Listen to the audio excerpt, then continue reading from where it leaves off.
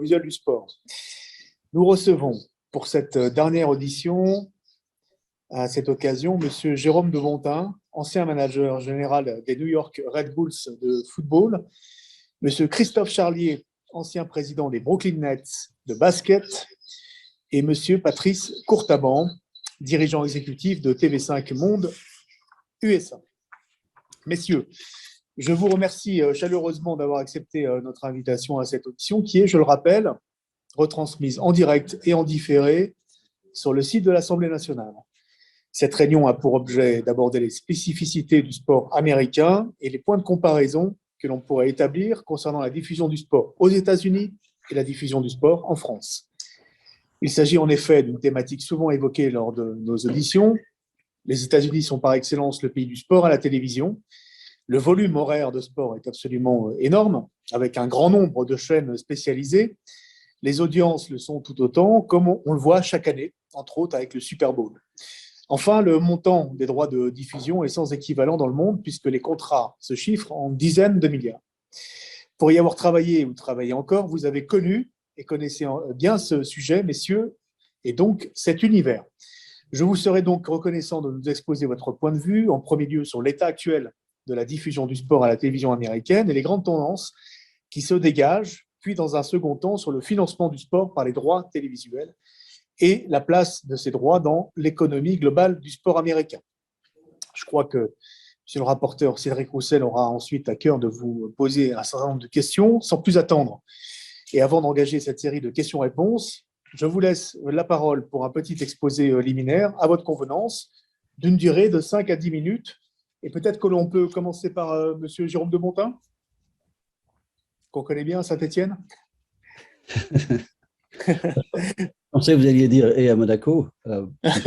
Comme vous le savez sans doute, avant de diriger les New York Red Bulls, j'avais effectivement présidé aux destinées du club de Monaco. Et le thème qui nous réunit aujourd'hui est un que je connais bien et dont j'ai essayé d'être le principal ambassadeur pendant de nombreuses années, puisque je vis aux États-Unis depuis 1978, en dehors de cette parenthèse donc monégasque qui a eu lieu entre 2007 et 2008.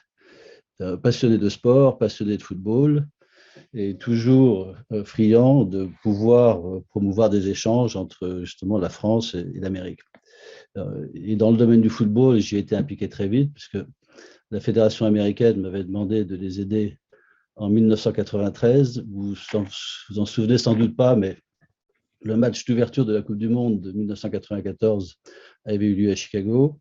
Et nous avions accueilli une demi-douzaine d'autres matchs sur Chicago. Et donc, j'avais participé à l'époque à l'organisation des événements locaux, ce qui m'avait permis par la suite de rejoindre une organisation que l'on avait créée avec les profits de la Coupe du Monde de 1994, qu'on a appelée la Fondation de la Fédération américaine de football, que l'on a doté à l'époque des 60 millions de profits que nous avions réalisés lors de la Coupe du Monde, dans le but de financer le développement du football aux États-Unis. Et grosso modo, 25 ans plus tard, la Fondation a participé au financement des principaux stades, des nouvelles ligues, de l'ensemble des projets de grande envergure autour du développement du football. Et après donc la Coupe du Monde de 1994, j'avais eu la chance de faire la connaissance de Michel Platini, qui à l'époque représentait la France, parce que la France allait être le successeur en termes d'organisation de la Coupe du Monde en 98.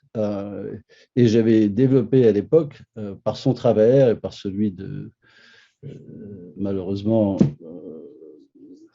notre ami qui nous a quittés dernièrement, qui était à la DTN, puis à Liverpool, je parle de Gérard Houllier. Gérard Houllier et Aimé Jacquet m'avaient reçu à Paris à la fin des années 90 pour réfléchir à ce que l'on pourrait faire en termes de développement du football français en Amérique et des échanges qui peut-être pourraient être mis en place, reconnaissant que la France gagnait la Coupe du Monde 98 et l'année suivante, les Américaines gagnaient la Coupe du Monde féminine. Donc, on a entrepris beaucoup d'échanges et j'ai contribué ainsi à beaucoup de travaux avec la fédération au fil des 20 années qui ont suivi, malheureusement sans beaucoup de succès et avec une certaine frustration, puisque dans le même mouvement, nos voisins anglais ont pris le pas sur cette initiative. Et dès la fin des années 90, les grands clubs anglais ont fait un véritable investissement en termes de temps, en termes de voyage, en détachant Manchester United, Chelsea et un tas d'autres équipes sur le territoire américain. Reconnaissant également, qui est un sujet que l'on doit aborder pour le football français, que pour intéresser une clientèle étrangère à son propre championnat, effectivement, il faut de la qualité, mais il faut aussi des joueurs de ce pays. Et Manchester United avait très bien compris à la fin des années 90 que pour avoir une audience un peu partout dans le pays, il fallait des joueurs. Et Manchester, pendant très longtemps, a eu une politique de recrutement de jeunes joueurs. Alors certains qui sont devenus célèbres, des gardiens de but, quelques joueurs de terrain, mais d'une manière générale, dans l'esprit de l'Américain, 20 ans plus tard, Manchester United, c'est le club de référence en Angleterre, avec la différence près que depuis, d'autres équipes comme Chelsea ont pris le pas sur Manchester United et ont régulièrement embauché des joueurs américains. Aujourd'hui, c'est Christian Pulisic qui joue à Chelsea, il y en a d'autres qui jouent dans d'autres championnats.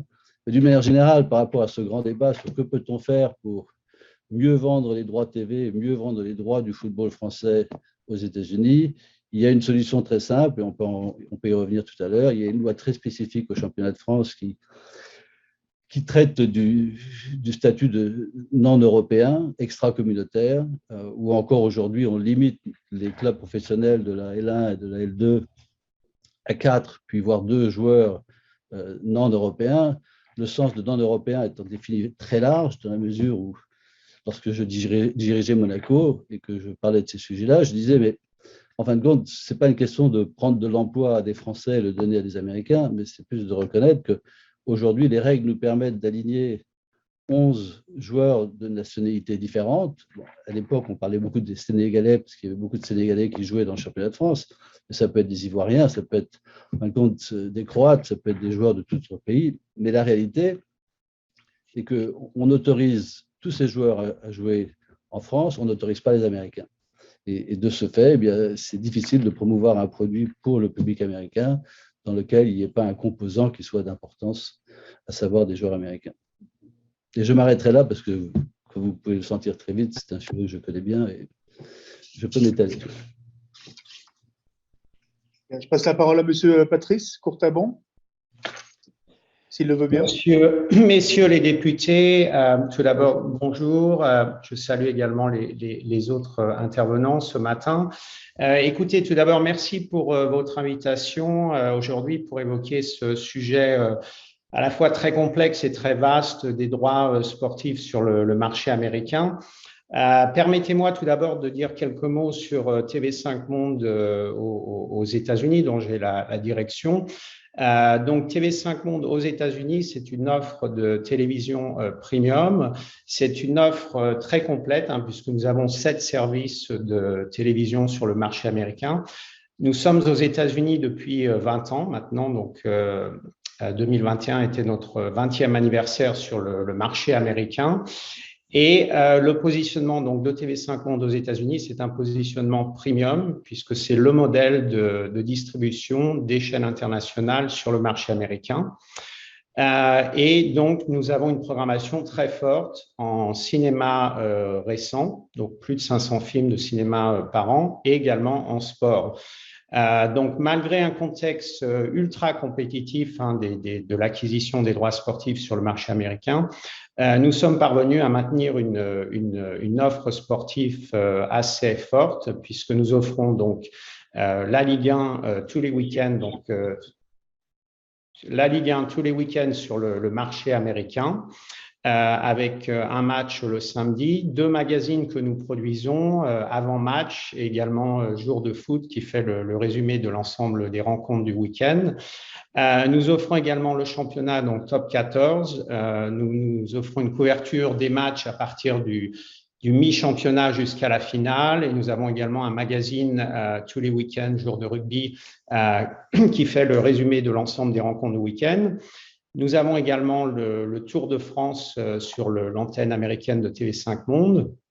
Et jusqu'il y a quelques années, nous offrions également certains matchs du French Open, donc le tournoi de Roland Garros, très populaire aux États-Unis, mais depuis les droits ont été acquis de manière exclusive par NBC, donc nous n'avons plus ces matchs. Donc, effectivement, dans leur ensemble, ces sports ne sont pas, bien sûr, majoritaires sur le marché américain, mais quand même, à l'échelle du pays, hein, si on se base sur les récents sondages de l'Institut YouGov, 4% des Américains, quand même, sont très intéressés de regarder le Tour de France, par exemple. Donc, ça représente une population de 9 millions d'individus tout de même. 4% sont aussi très intéressés de suivre le French Open, donc le tournoi de Roland-Garros, et 2% tout de même sont très intéressés par la Ligue 1. Hein. Donc, on est loin des 34% du football américain, mais tout de même, à l'échelle d'un pays comme les États-Unis, on est sur une population importante. Parallèlement à mes fonctions à TV5 Monde, je suis également administrateur donc, de l'association NATPE. Donc, le NATPE, c'est le National Association of Television Program Executive. C'est la plus ancienne association dans le monde représentant les industries des contenus. Donc, elle a démarré en 1955 aux États-Unis avec la syndication, donc, qui correspond à la distribution des contenus sur l'ensemble des networks à l'échelle américaine.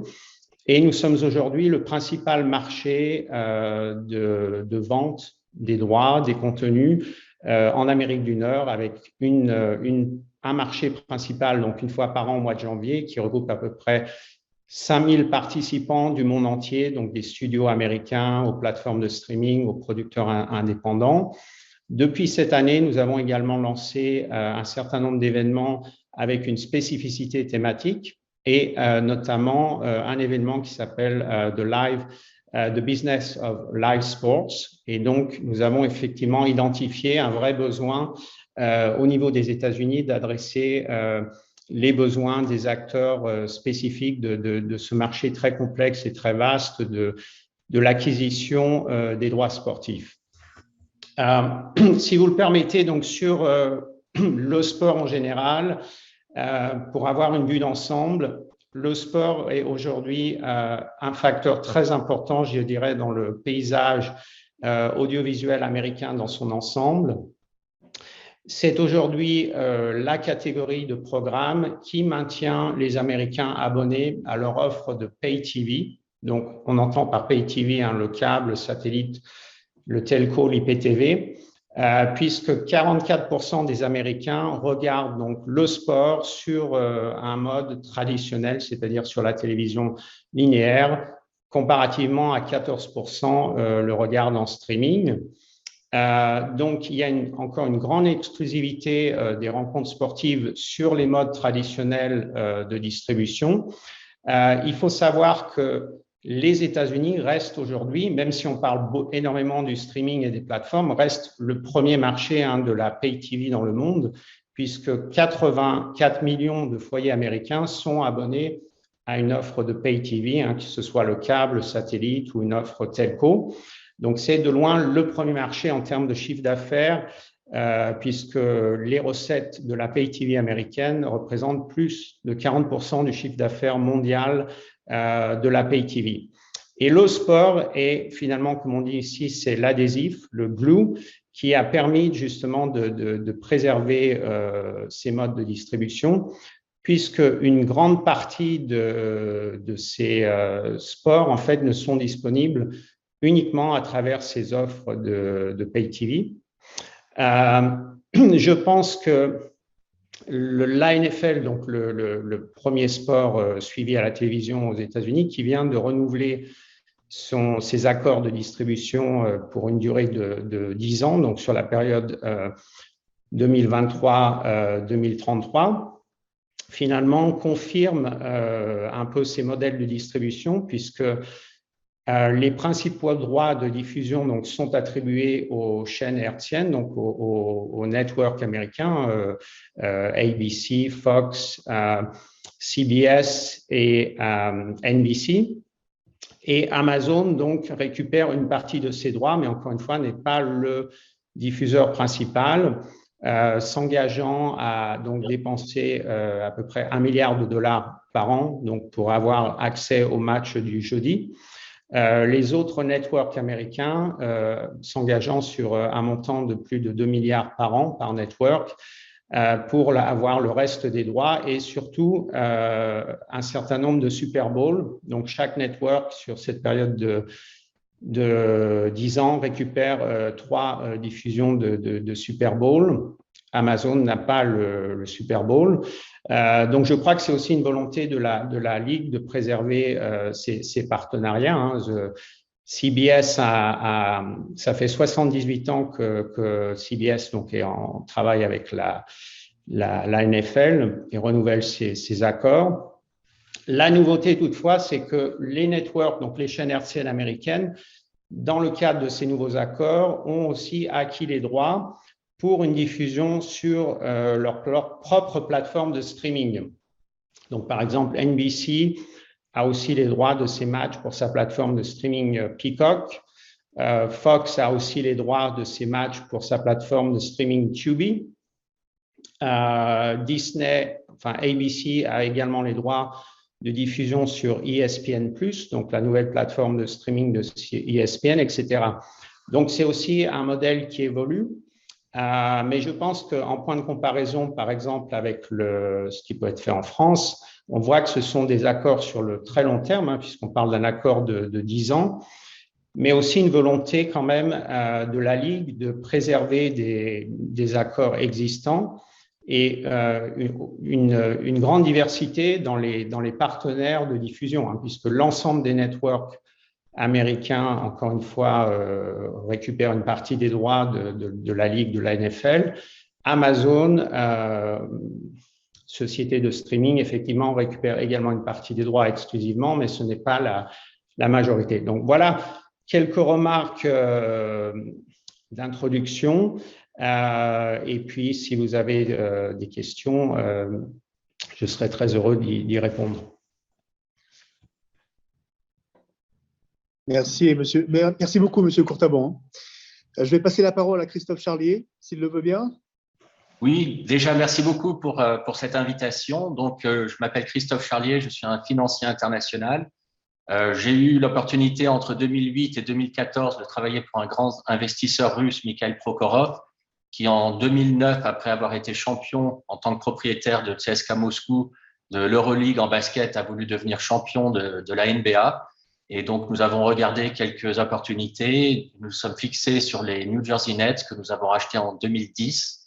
Et j'ai eu l'honneur de jouer le rôle de chairman de cette équipe nos 2 dernières années dans le New Jersey, pendant que nous avons construit notre nouvelle arène à Brooklyn, et d'être président des Brooklyn Nets nos 2 premières saisons donc à Brooklyn. Dans ce rôle, donc, j'étais président du conseil. Nous avions eu un management sur place, mais j'ai participé indirectement aux négociations que nous avons eues avec le Yes Network, donc qui est la compagnie qui diffusait nos matchs régionaux, et indirectement, puisque c'est la NBA qui gère les négociations pour les droits nationaux, en 2016, donc quand nous avons pu tripler le contrat qui était celui de la NBA de 900 millions par an à environ 900 millions par an à environ 2,7 milliards par an. Et ce contrat donc était pour 9 ans. Il termine en 2024-2025. Et d'après les dernières prévisions, le nouveau contrat devrait aussi lui-même à nouveau tripler. Donc, ce qui serait vraiment une grande aubaine pour les propriétaires d'équipe. Par contre, donc, mon prédécesseur a parlé des droits de streaming. Le streaming joue un rôle très important dans la NBA aussi. Le sport, comme l'a dit mon prédécesseur, est vraiment quelque chose qui permet de promouvoir les chaînes hertziennes aux États-Unis, surtout les chaînes de sport régionaux, parce que le sport est une des seuls programmes que les gens veulent voir en temps réel. Et donc, pendant plusieurs années, c'est ça qui a permis à faire augmenter les droits pour les chaînes régionales. Quand on a racheté l'équipe, nos droits régionaux étaient environ 12 millions par an. On est monté quelques années plus tard à 50 millions, mais ce contrat sera renouvelé d'ici quelques années. Nous pensons qu'avec le streaming, que même si les droits nationaux vont augmenter, les droits régionaux devraient baisser suite à l'influence du streaming. Donc voilà en quelques mots et je suis prêt à répondre à vos questions si vous avez des questions sur les Nets ou la NBA. Merci. Merci beaucoup. Je passe la parole tout de suite au rapporteur, Cédric Rossel. Est-ce que vous m'entendez? Oui. Ben, c'est super. Alors, je ne sais pas si moi je ne vois plus. Bon, c'est pas grave.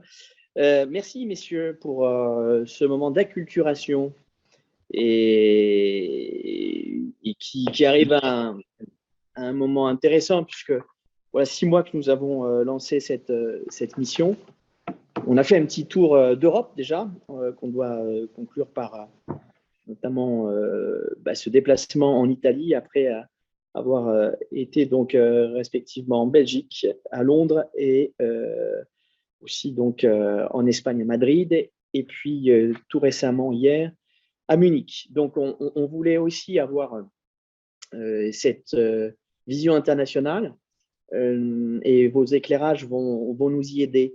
Moi je voudrais juste, alors c'est une mission qui a comme point de départ je dirais un défaut industriel qui est le risque Média Pro sur donc une commercialisation des droits TV sous forme donc en France d'appel d'offres séquentiels, mise en enchère, etc.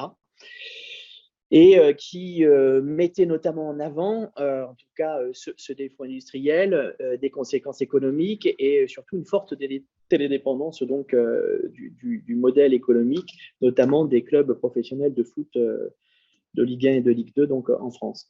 Pour pouvoir justement remettre les choses dans son contexte et dans cette première question et première discussion que je souhaitais avoir avec vous, à savoir les négociations et la forme de négociation. Comment sont négociés aux États-Unis les droits TV dans les différentes disciplines que vous connaissez? Alors, je veux bien commencer en parlant de la NBA. Donc, dans la NBA, il faut parler des droits régionaux et des droits nationaux. Les droits régionaux sont négociés directement par les équipes, sachant que les droits régionaux représentent à peu près un périmètre de 70 km autour du stade, enfin de la ville de l'équipe. Et ça représente à peu près 82 matchs par saison qui sont diffusés. Les négociations se font généralement sur une durée de 8, 9 à 10 ans, ce qui permet vraiment aux diffuseurs régionaux de s'investir et de produire des programmes de très, très grande qualité qui se comparent avec les programmes nationaux, avec de grands budgets. Et voilà pour ce qui est des droits régionaux. Les droits nationaux sont négociés directement par la NBA. Donc, il y a toute une équipe ça s'appelle NBA Entertainment, qui négocie directement ces droits sur une durée de 10 ans. Il y a quelques propriétaires d'équipes qui sont dans ce milieu et donc qui sont consultés par la NBA, mais c'est quelque chose que la Ligue négocie directement avec les diffuseurs.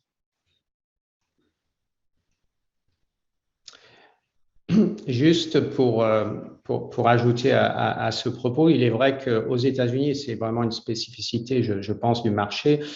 Les droits, en tout cas, à travers les différentes ligues et certainement les 4 premières ligues de football, baseball, NBA et hockey, les matchs régionaux ont vraiment une forte audience nationale. Et pour prendre un exemple, au niveau de la Major League Baseball, si vous prenez l'équipe de Los Angeles, ce sont les Dodgers, l'équipe de Los Angeles donne les droits exclusifs au niveau national. Donc l'équipe joue à peu près 160 matchs par an, donne les droits exclusifs de 6 matchs au niveau national, donc à la Ligue MLB, pour une diffusion donc sur les networks nationaux, par exemple comme ESPN, et garde environ 150 matchs que donc les Dodgers peuvent commercialiser localement, donc comme il était dit auparavant, dans leur zone. Et ces matchs, en fait, sont offerts exclusivement par les opérateurs de Pay TV localement à travers des chaînes régionales qui s'appellent donc Sportsnet LA, pour lesquelles donc les fans de baseball, en l'occurrence, doivent payer à peu près $85 par mois d'abonnement pour avoir accès à ces matchs donc locaux des Dodgers. Donc, c'est énorme. Et ensuite, si vous êtes effectivement un super fan de baseball et si vous voulez suivre les autres matchs, par exemple des équipes locales de New York ou d'autres villes américaines, vous devez en plus vous abonner au service de streaming de la MLB qui vous coûte encore $60 par mois. Sur lequel vous pouvez suivre les matchs des autres équipes de baseball américaines. Donc, tout ça, en fait, si vous voulez aussi, je pense que c'est un point de comparaison important. Le fan de sport américain peut facilement dépenser plus de $200 par mois pour avoir accès à l'offre de sport qu'il souhaite consommer. Alors, je peux rajouter par rapport à ce que disait Christophe que dans le football, ce n'est pas différent. La Major League Soccer, qui est la ligue qui gère le football professionnel aux États-Unis, fait du copier-coller sur le modèle de la NBA et de la NFL. Les droits nationaux et internationaux sont négociés par la ligue et les droits régionaux par chacune des équipes qui ont un territoire qui leur est octroyé. Maintenant, c'est sans commune mesure en termes de chiffres avec ceux des autres sports américains, dans la mesure où, je crois que c'est une bonne référence, NBC paye plus à la Ligue anglaise pour retransmettre les matchs du championnat d'Angleterre aux États-Unis que la MLS récupère de l'ensemble de ses diffuseurs.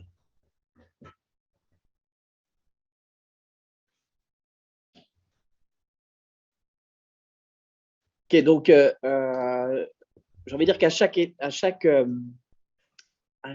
niveau, il y a des diffuseurs aussi qui sont de différentes qualités, si je comprends bien. Et je vous entends parler depuis tout à l'heure surtout de broadcasters, c'est ça? C'est peut-être une particularité par rapport à ce qu'on étudie ici et en Europe. Je pense notamment en Espagne, où ce sont des opérateurs triple play qui sont acteurs. Mais aux États-Unis, ce sont vraiment donc des diffuseurs, des broadcasters, et aussi maintenant, donc, je comprends toute société de streaming qui sont la plupart les diffuseurs de tous les sports et toutes les disciplines, c'est ça? Si je peux ajouter au niveau local, au niveau des sports locaux, ce sont principalement les sociétés de pay TV traditionnelles qui détiennent les droits généralement localement, donc le câble, satellite et telco pour suivre les matchs locaux. Le streaming, c'est uniquement pour suivre les matchs locaux, mais des autres villes en dehors de son propre marché, mais qui est un marché moins important. Si on regarde par exemple les chiffres d'abonnement des services de streaming des ligues, par exemple de la NFL ou de la MLB, qui ont leur propre service de streaming directement, on est à 1% de la population américaine. Donc, c'est pas très, très important. Ce sont vraiment uniquement les super fans qui s'abonnent, qui souhaitent regarder les matchs des autres villes. Mais au niveau de l'offre locale en sport, elle est principalement reprise sur les réseaux câbles, satellites, telco au niveau local. Et encore une fois, c'est ce qui permet de préserver ces offres. L'autre point, puisque quand on parle je pense qu'il faut le préciser, de network américain, donc de broadcasters, en fait, pour chaque network, ce sont des sociétés indépendantes locales. Donc, l'affilié de ABC à New York est une propre chaîne, une propre société en elle-même. Pareil à Los Angeles, donc ce sont des sociétés indépendantes. Il ne s'agit pas d'une société nationale, d'un réseau national hertzien, c'est vraiment un network. Et également une source de financement qui est important de mentionner pour ces networks. Je ne sais pas si c'est une spécificité américaine, mais en tout cas, elle a été établie par la législation de la FCC. c'est que donc les chaînes hertziennes, les affiliés aux États-Unis sont payés en fait par les réseaux câbles, satellites, telco, ce qu'on appelle un retransmission fee, donc un coût de retransmission par abonné. Donc, même si ces chaînes hertziennes, en théorie, peuvent être reçues gratuitement par une personne, il n'y a pas beaucoup d'antennes hertziennes, encore une fois, aux États-Unis.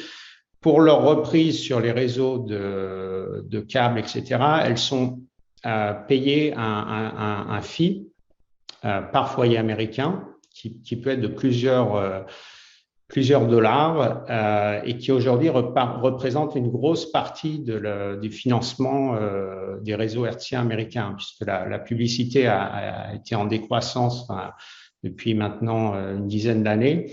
Et par contre, les fees de retransmission augmentent de manière constante.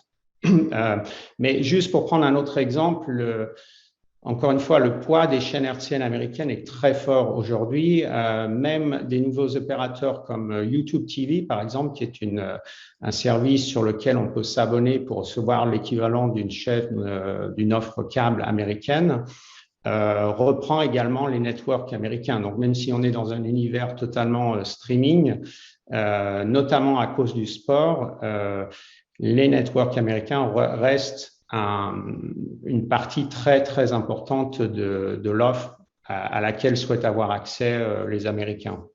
Il s'agit, la négociation, la forme de la négociation, c'est du gré à gré ou c'est une mise en enchère et des appels d'offres comme on les connaît ici?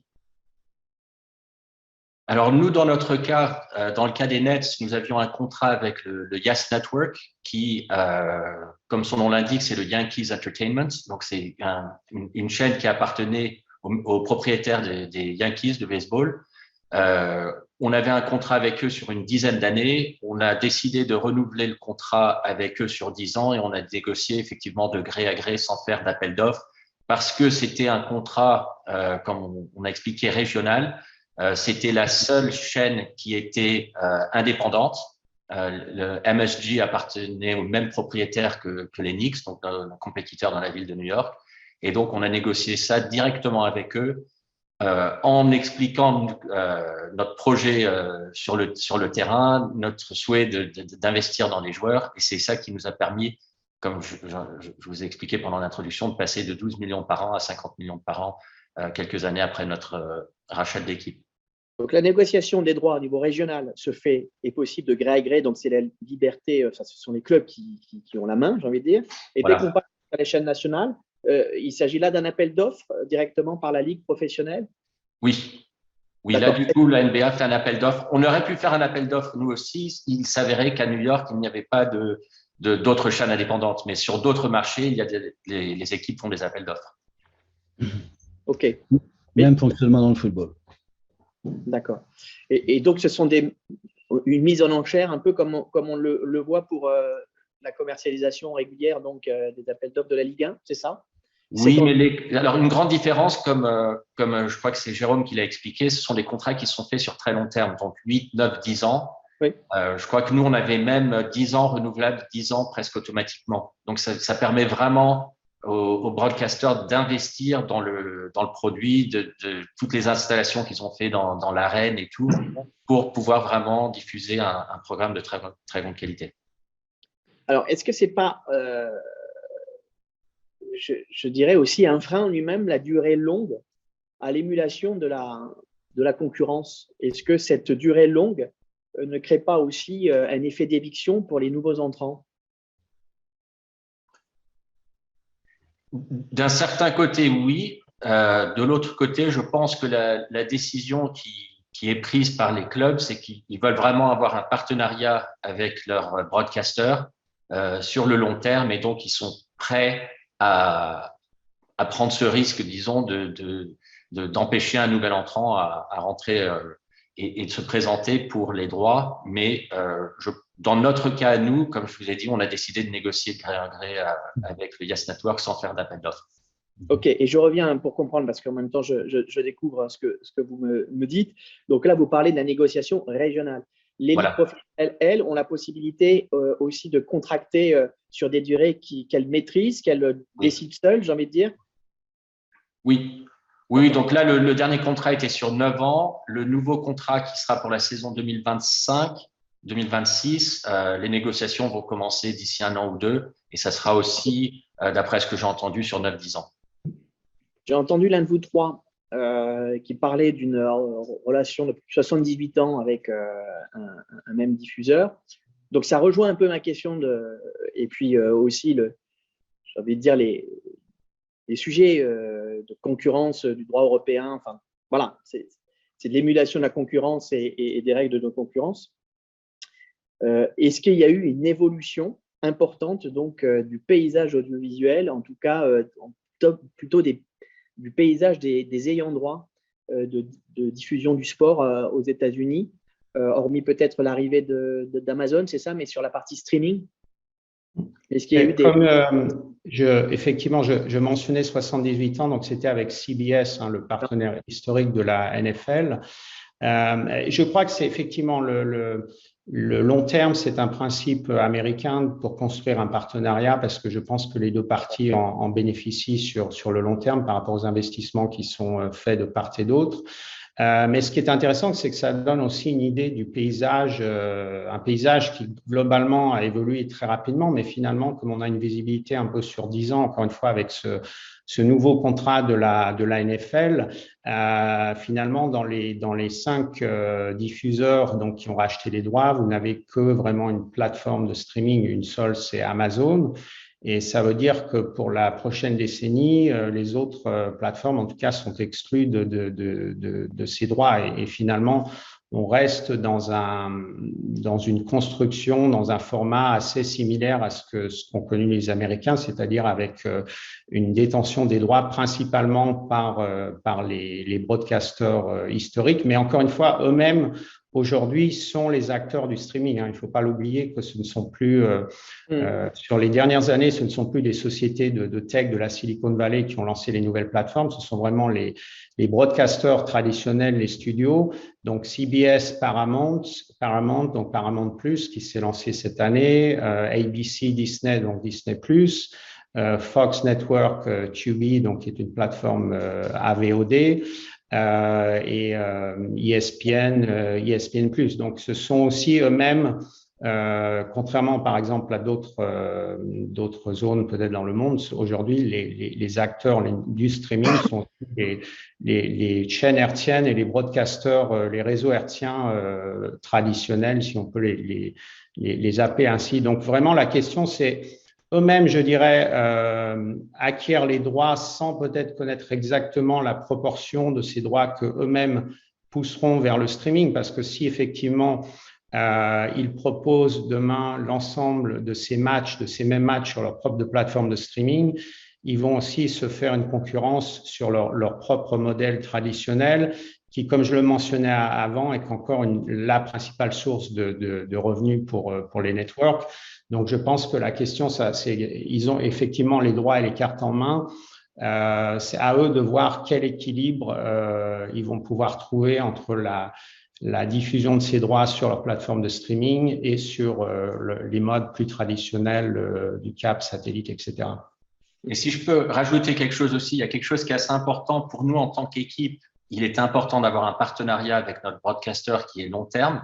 Pour le broadcaster, lui, il a 2 partenariats avec l'équipe, mais aussi avec l'opérateur de câble et tout ça. Et eux doivent aussi pouvoir négocier à long terme leurs propres relations avec les cable operators.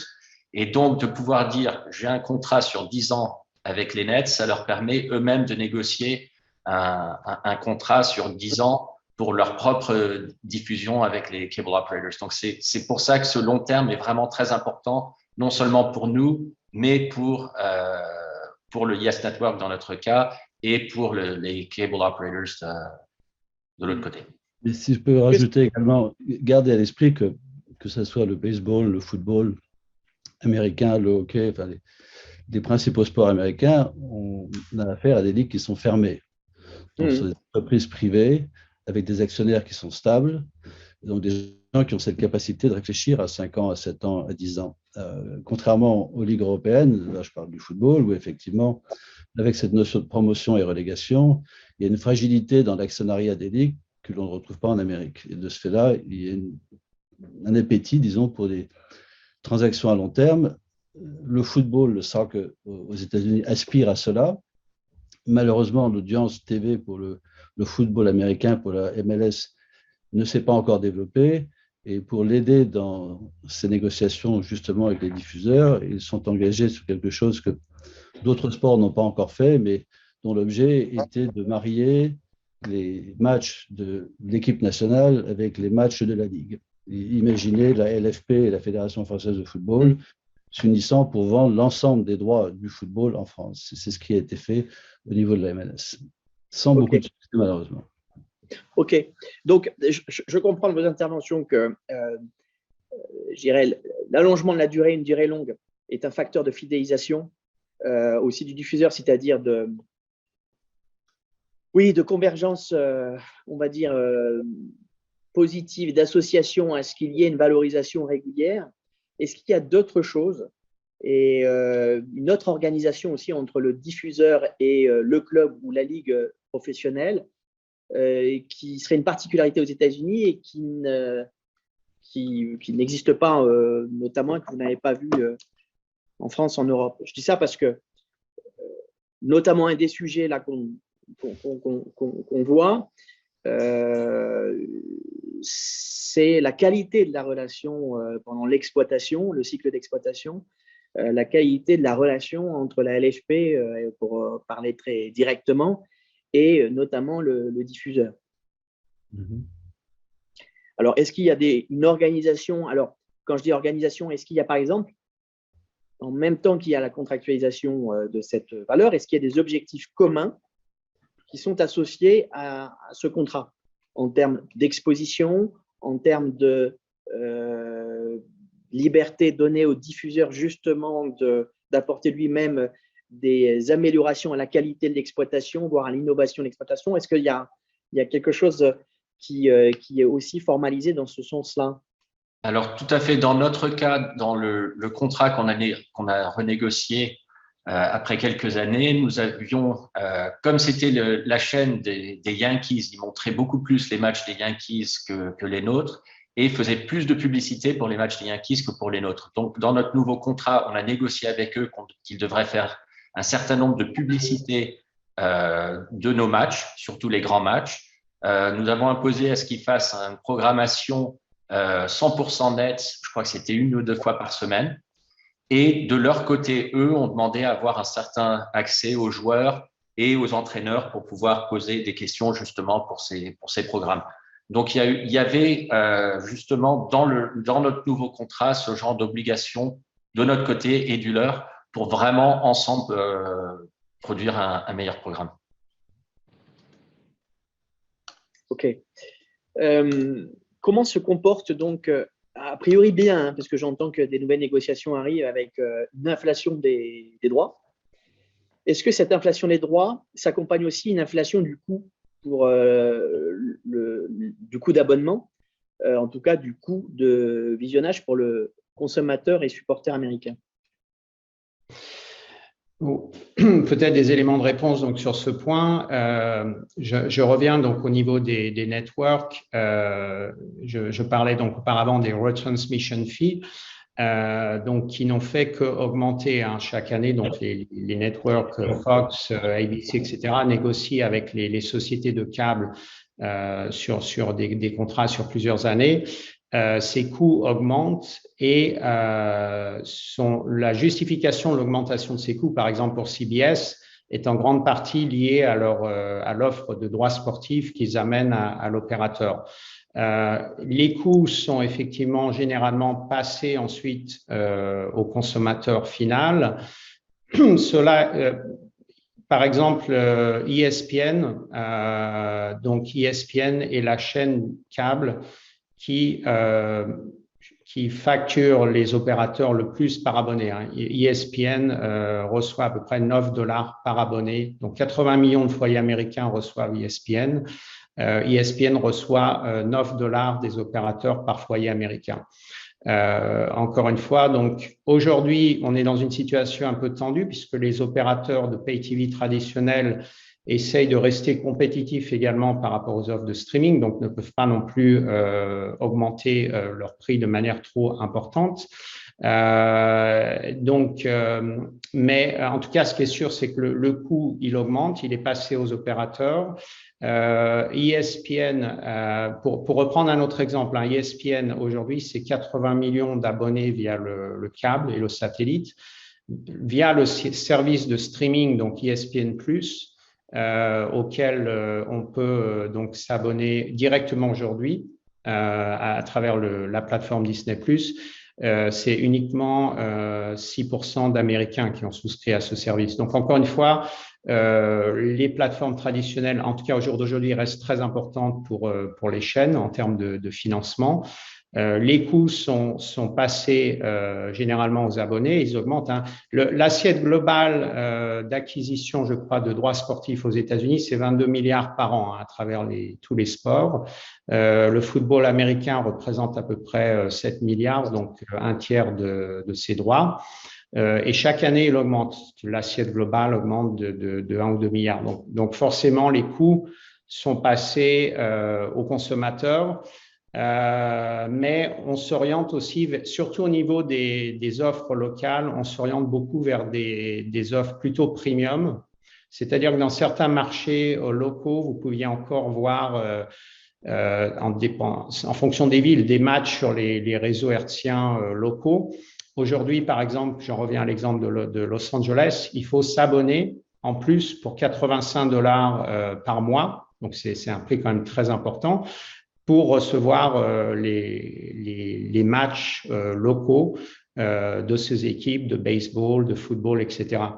Donc, je crois que globalement, la stratégie des opérateurs, c'est d'éviter d'augmenter trop leur prix pour les abonnés, mais d'essayer effectivement de créer des offres peut-être à la carte pour les fans qui sont prêts à payer ce prix pour avoir accès aux offres.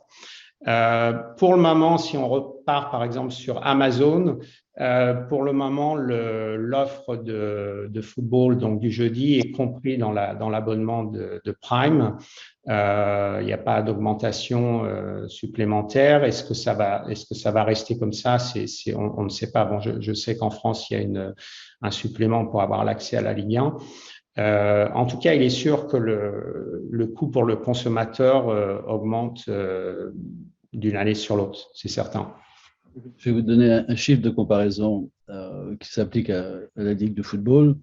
Alors, il y a depuis quelques années, effectivement, plusieurs services qui nous donnent accès à la Ligue de football par streaming, dont un que j'utilise qui s'appelle Fubo TV, qui me permet de regarder 90% des matchs du championnat de France. Les matchs d'aujourd'hui seront retransmis tout à l'heure. Et je paye 65 $ par mois pour avoir accès à ces matchs. Donc, si vous voulez comparer ce montant à ce que paye un consommateur français, je ne sais pas ce qu'il paierait en France, mais pour pouvoir suivre la Ligue 1 en Amérique, c'est grosso modo 12 fois 65, 750 $. Ah. Ouais.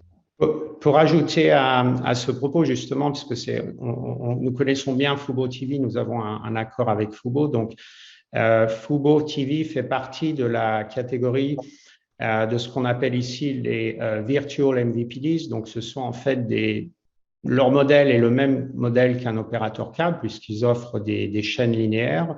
Le prix est très similaire. Hein. Vous parlez de 65 $, c'est pratiquement le prix d'un bouquet basique sur le câble américain. Donc, il n'y a pas vraiment d'économie, même si c'est en streaming. Mais aujourd'hui, donc, ces opérateurs donc, de télévision linéaire virtuelle vont en fait représenter 40% des opérateurs de la Pay TV. Donc, c'est pour ça que, si vous voulez, quand on parle de streaming, il ne faut pas forcément l'opposer au modèle de Pay TV, puisqu'aujourd'hui, une grosse partie des opérateurs de Pay TV sont aussi des opérateurs en streaming. Donc, on a cité Fubo TV. Vous avez également YouTube TV, dont j'ai parlé avant, qui reprend aussi les networks américains. Vous avez Hulu, qui, je crois, a aussi une offre de sport. Et d'ailleurs, Fubo TV, c'est intéressant puisque eux-mêmes s'étendent au niveau international et viennent de racheter un opérateur similaire en France. Donc, ils ont fait l'acquisition, je crois, il y a quelques mois de Molotov en France. Donc, leur volonté, c'est vraiment d'exporter ce modèle américain sur d'autres zones géographiques. OK. À vous entendre, messieurs, on peut dire que donc c'est le streaming qui permet de contrer ce phénomène des cord cutters et des cord nevers. Ou pas? Parce qu'en même temps, on voit qu'il y a une inflation des droits TV, mais tout en voyant aussi en même temps ce phénomène dont je viens de parler. Alors, est-ce que ça veut dire que effectivement, c'est parce que les broadcasters, qu'il ne faut plus appeler broadcasters, enfin, eux ont justement anticipé et quelque part élargi leur base grâce au streaming et qui permet d'avoir quand même malgré tout donc cette valorisation supplémentaire donc des droits TV encore aujourd'hui, c'est ça ou pas? Ou c'est Oui, écoutez, aux États-Unis aujourd'hui, donc effectivement, il y a le phénomène de cord cutter dont on parle beaucoup, mais il faut savoir que 60% des foyers américains ont une offre double, c'est-à-dire ils ont à la fois une offre pay TV traditionnelle et notamment pour le sport et également une offre de streaming SVOD.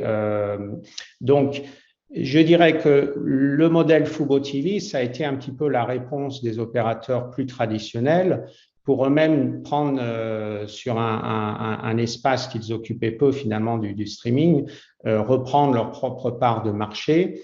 Et sur beaucoup en fait de ces plateformes comme Fubo TV, en fait, c'est souvent les abonnés, correspondent à un transfert d'abonnés entre une plateforme traditionnelle de câble et aujourd'hui se dirige vers le même modèle, mais en fait en streaming. Donc, c'est plus un transfert d'abonnés que finalement un nouveau type d'abonnés, en tout cas sur ces plateformes de télévision linéaire en streaming, qui aujourd'hui représentent quand même, je crois, 11 millions de foyers américains. Donc, c'est vraiment très important. C'est une spécificité du marché américain.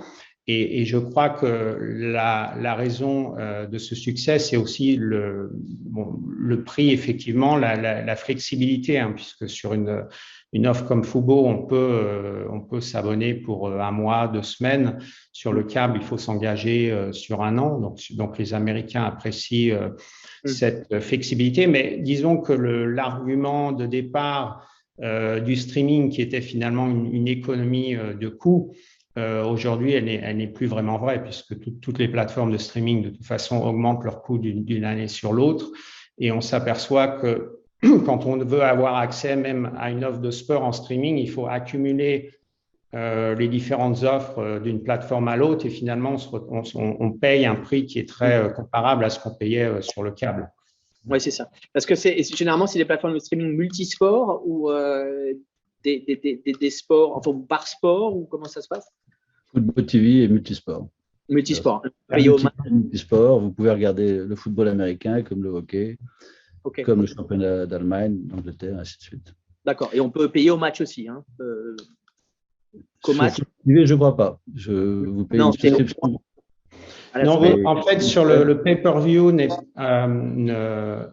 pour certains matchs, par exemple, vous avez encore du pay-per-view, mais il est peu présent. Donc, ça va être plus sur les matchs type UFC ou les matchs de combat américains où il y a encore un modèle pay-per-view assez fort.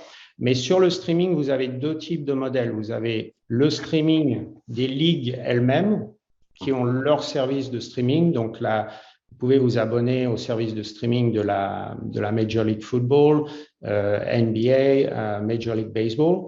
Mais sur ce service de streaming, encore une fois, vous n'aurez pas tout. Hein. Vous n'aurez pas toute la partie des matchs locaux de votre ville dont on a évoqué avant. Et puis, vous avez aussi des plateformes de streaming comme Fubo qui vous offrent une offre de multiples de chaînes linéaires, hein, comparable à ce que vous avez sur le câble et le satellite, avec ESPN, d'autres chaînes sportives. Donc, vous avez vraiment les 2 modèles, mais en fait, vous n'avez jamais complètement tout sur une seule offre. Donc, si vous êtes vraiment un fan, il va vous falloir accumuler les différentes offres. Ok. Est-ce qu'on peut dire qu'il y a une télédépendance de modèle des clubs et modèle de ligue? Modèle économique, hein, je parle. Enfin, combien ça représente d'ailleurs voilà. Ma question, c'est combien ça représente? Quel est le poids des droits? Ça a beaucoup varié d'un Ouais. sport à l'autre. Commençons par le plus pauvre, le football, le soccer, où en fin de compte, les droits nationaux sont très faibles. Le dernier contrat remonte à 2014 et le montant total, mais ça incluait encore une fois les matchs de l'équipe nationale, donc les matchs de la Coupe du Monde, qui sont des prix très prisés. Et le montant pour cette durée était de 80 millions de dollars.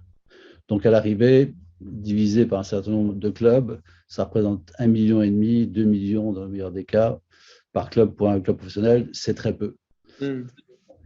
Comparativement à cela, je sais que nos amis connaissent bien la NFL et le baseball, ce sont des multiples, enfin, c'est exponentiellement plus important. Ça permet au club de commencer, un peu comme dans le championnat d'Angleterre, de commencer un exercice budgétaire avec déjà 100, 120, 150 millions en caisse, payés par la Ligue avant même que le premier match soit joué. Donc c'est très conséquent. Est-ce que le poids, en fait, c'était plutôt en poids relatif, est-ce qu'il augmente? Est-ce que le développement nécessairement passe donc par l'accroissement de ce revenu-là, ou est-ce qu'il y a d'autres sources de diversification du revenu voilà. Juste pour finir sur le soccer, oui, allez-y, Jérôme. C'est un vrai sujet parce que c'est l'enfant pauvre du sport en Amérique et les clubs de la MLS ont énormément de mal à équilibrer leur budget. Et donc, leur espoir, c'est qu'effectivement, il y aura à l'avenir des revenus pour eux issus des droits TV comme il y a dans les autres sports ou dans d'autres pays.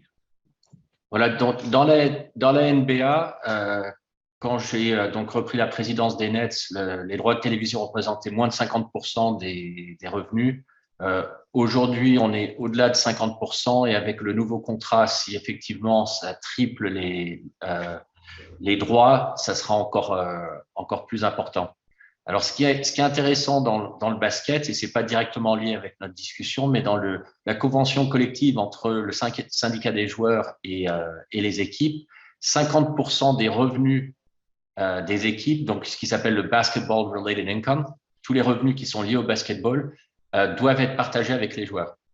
Donc, à chaque fois qu'il y a une augmentation des droits de diffusion, les joueurs ont droit à une augmentation de salaire qui leur permet de maintenir ce niveau de 50% des revenus. OK. Quand vous dites que les droits vont tripler, c'est-à-dire qu'ils vont passer de 2,7 à près de 8 milliards d'euros de dollars, pardon. Alors, c'est les dernières prédictions, oui, c'est ça. Ouais. La répartition des droits au niveau national par la Ligue, elle est égalitaire? Oui, alors ça, c'est une question très intéressante en fait. Donc, la Ligue négocie, c'est la NBA qui touche les revenus et ensuite partage entre les 30 équipes. Donc, chaque équipe a droit à un 30e et c'est assez intéressant quand David Stern était encore le commissioner de la NBA, je lui avais demandé, mais David, pourquoi est-ce que tu montes jamais de match des Nets à la télé nationale? Et il m'a répondu, Christophe, tu as le droit à un 30e des revenus. Crois-moi, tu préfères qu'on monte des matchs des Lakers plutôt que des matchs des Nets parce que comme ça, on aura des contrats plus intéressants. Bon, c'était le cas quand on a racheté l'équipe, on a gagné 12 matchs sur 82. Aujourd'hui, on est numéro 1 de l'Est, donc c'est plus vrai. Mais à ce moment-là, c'est vrai que la NBA négocie directement avec les broadcasters nationaux pour être sûr que les meilleurs matchs passent à la télé. OK. Si on parle maintenant du modèle américain, bon, on va aller sur la partie un peu régulation économique, parce que bon, c'est un modèle qui est très intéressant. Hein, c'est un modèle libéral, enfin en tout cas c'est un pays très libéral, mais qui, du point de vue de l'organisation de son sport professionnel, a quand même des règles qui le sont moins. En tout cas dans les. Donc si vous pouvez juste nous décrire quels sont les principes en termes d'encadrement salarial et aussi avoir un commentaire, sachant que je pense que nécessairement vous allez devoir présenter globalement la situation, puisque ce n'est pas encadrement salarial sans le fait que la Ligue soit fermée, sans le fait qu'effectivement il y ait aussi peut-être d'autres caractéristiques, ce serait peut-être un petit peu perdre en compréhension. Mais voilà, si vous pouvez donc aussi nous parler un peu des outils de régulation économique. Alors, pour commencer avec la NBA, donc la NBA, les relations entre les joueurs et les équipes est réglée par la convention collective qui est négociée à peu près tous les 6 ans. Dans cette convention, comme je l'avais dit, il est expliqué que les joueurs ont droit à 50% des revenus. Donc, ça a baissé légèrement. Je crois que c'était à 51% dans le dernier. Dans celui d'avant, c'était à 47%. Donc, ça tourne toujours aux alentours de 50%. Dans cette convention collective, il y a un soft cap. Donc, ça veut dire que chaque équipe est limitée dans la masse salariale totale pour ses joueurs, mais c'est soft. C'est-à-dire qu'il y a certaines exceptions qui permettent aux équipes de passer au-dessus, notamment pour maintenir un des joueurs phares de l'équipe. L'équipe peut passer au-dessus du soft cap pour maintenir un joueur qui joue déjà dans cette équipe. L'équipe paye des pénalités dans ce cas-là? Alors, si on passe au-dessus du cap space par à peu près 15%, je crois, là, on a des pénalités, ça s'appelle le luxury tax dans la NBA, et ça peut être assez punitif. Donc, par exemple, nous, en notre deuxième année à Brooklyn, on a recruté Paul Pierce, Kevin Garnett. On est passé au-dessus du luxury tax et on a payé une taxe à la fin de l'année qui représentait à peu près 90% de notre masse salariale. Donc, ça peut être très conséquent, sachant que cette année, la saison prochaine, les Nets qui auront payé le luxury tax plus de 3 années sur 4, devront payer le repeater luxury tax. Et là, ça devient encore plus punitif. Donc, le but de la NBA, c'est le système qu'a mis en place David Stern, c'est pour s'assurer qu'il y ait 30 équipes compétitives qui peuvent, d'année en année, chacune avoir la possibilité de gagner un championnat. D'ailleurs, on a vu l'année dernière, c'est Milwaukee, pas une des plus grandes villes des États-Unis, qui a gagné le championnat. San Antonio, où a joué Tony Parker pendant des années, depuis 20 ans, est une des meilleures équipes de la NBA, alors que c'est même pas dans les 20 plus grandes villes des États-Unis. Donc, il y a vraiment un système qui permet, en contrôlant les salaires, la masse salariale pour chaque équipe, en contrôlant les salaires payables pour chaque joueur, et en même temps avec un système de revenue sharing. Donc, j'ai déjà parlé du fait que le contrat national est partagé entre les 30 équipes, mais il y a aussi un système de calcul entre chaque équipe pour être sûr que les petites villes partagent dans les revenus des grandes équipes. Par exemple, c'est simple, on a parlé du contrat régional. C'est certain que Los Angeles, Chicago et Brooklyn ont des plus gros contrats que Milwaukee, Minnesota ou San Antonio. Donc, il y a un calcul qui permet de partager entre chacune des équipes. Et ça crée un système vraiment où, si on regarde sur une échelle de 10 à 15 ans, toutes les équipes peuvent avoir l'espoir de gagner un championnat. OK, donc une solidarité, on entend, enfin une forme de solidarité financière. Et est-ce que, j'avais cru lire, ou peut-être que je me trompe, est-ce qu'elle va aussi et elle tient compte des recettes en termes de billetterie ou pas? Est-ce qu'il y a des compensations qui sont faites aussi à ce niveau-là avec des stades qui sont plus attractifs que d'autres et justement pour cette… Alors, indirectement, puisqu'il y a le système de revenue sharing qui permet de rebalancer, rééquilibrer un petit peu. Faut aussi savoir que le luxury tax dont on a parlé est ensuite repartagé entre les équipes. D'accord. Donc, non seulement on paye une pénalité, mais en plus, la pénalité qu'on paye permet aux autres équipes aussi de pouvoir avoir, de recruter les années,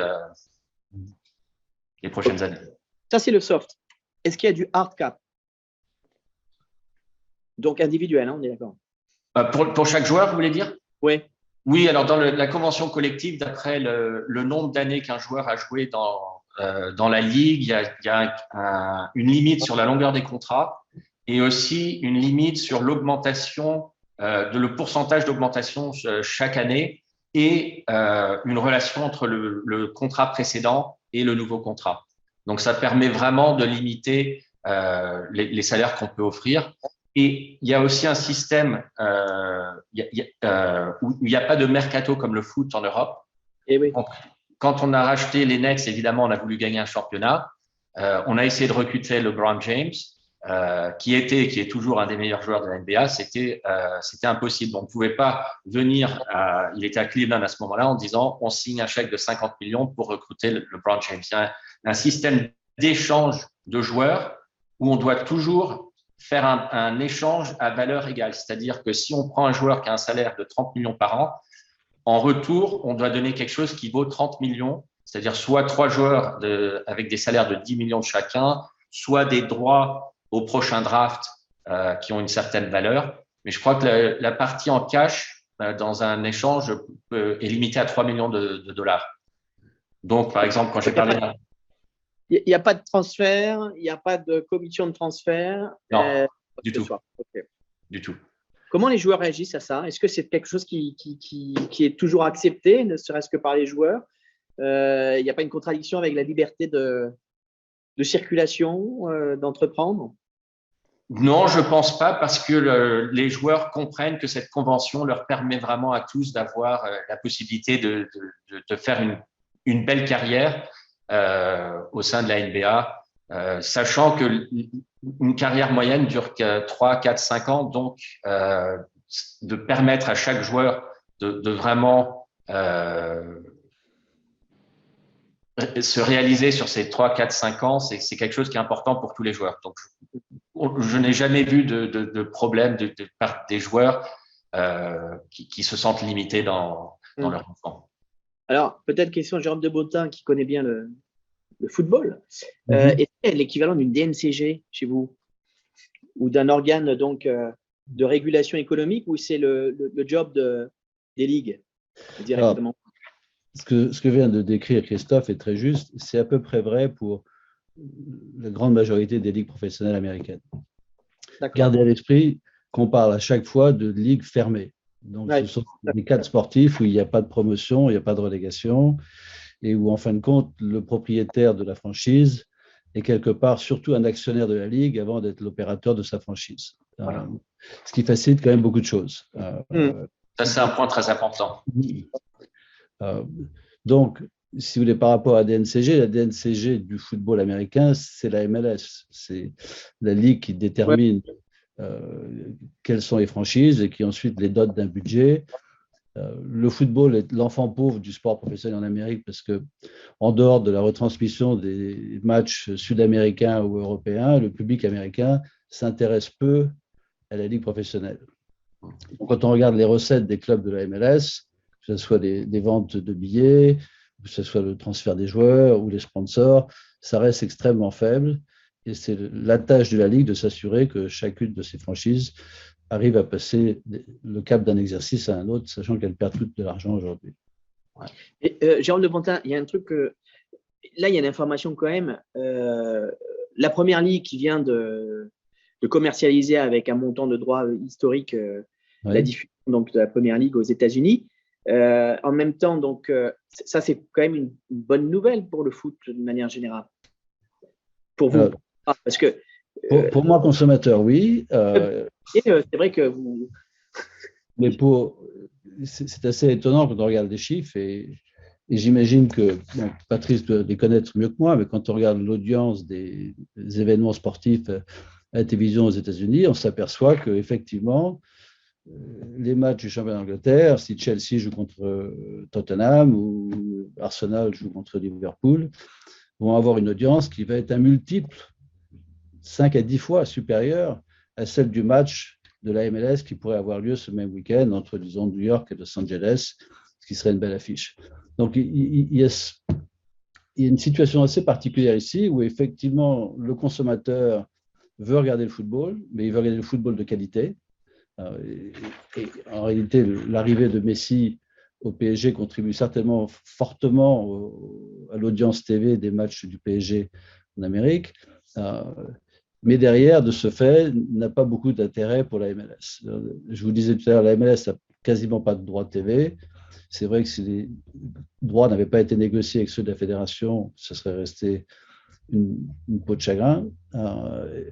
Et ils espèrent pouvoir changer cela, mais la réalité du foot en Amérique, c'est que le consommateur de football se tourne vers l'Europe. Et c'est une telle réussite, si vous voulez, pour les Anglais et pour NBC, que c'est devenu une quasi-tradition. Autrefois, on a loué le samedi après-midi pour regarder les matchs de football américain universitaire et puis les matchs professionnels le dimanche. Et selon les saisons, on passait du football américain au hockey, au baseball ou au basketball. Eh bien aujourd'hui, pour le sportif américain, le samedi matin, pour ceux qui habitent Los Angeles, c'est très tôt, hein, ça peut être 5 heures du matin ou 4 heures du matin. Pour moi, à Chicago, c'est 6 heures ou 7 heures.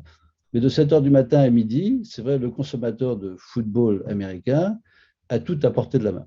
Vous avez l'embarras du choix pour choisir entre Angers-Monaco, qui a lu tout à l'heure, ou un match de championnat d'Angleterre, ou d'autres matchs. Et c'est là où, par rapport, si vous voulez, au grand débat de que peut-on faire pour améliorer la compétitivité du football français en Amérique, et comment contribuer à faire en sorte que les droits TV internationaux du championnat de France connaissent le même type de croissance que ses concurrents européens, il y a un véritable effort à entreprendre que les Anglais ont entrepris il y a 20 ans, que les Français ont démarré peut-être un peu plus tard, mais l'opportunité est toujours là. Je fais souvent cette comparaison avec le Tour de France.